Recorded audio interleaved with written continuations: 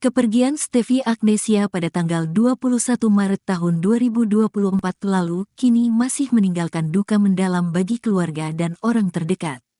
Pihak keluarga Stevie Agnesia mengungkapkan kisah haru sebelum ia dimakamkan. Sebelum dimandikan, jenazah Stevie Agnesia dimandikan oleh pihak keluarga. Salah satunya adalah adik iparnya, Amanda Saraswati. Amanda mengungkapkan ada kejadian tak terduga ketika memandikan istri kakaknya. Ia mengungkapkan jika wajah Stevie Agnesia tersenyum saat meninggal dunia. Baca juga, butuh tenaga kerja terbaik untuk bisnismu. Cari di sini. Jadi dia nafas 2 kali, terus langsung meninggal. Meninggalnya tuh senyum, ungkap Amanda Saraswati. Bahkan, orang-orang yang ikut memandikan jenazahnya memuji kecantikan Stevie.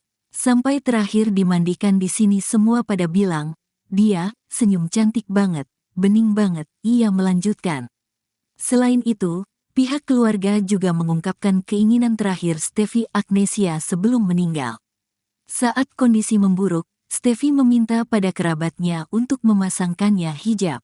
Kalau bisa aku nanti dihijabin ya, ucap Amanda. Menemani di dalam sama Mas Andi, aku sama Mas Andi sebenarnya yang masuk ke dalam. Jadi aku dengar banget Mas Andi bisikin Stevie bilang kalau misalnya Stevie alhamdulillah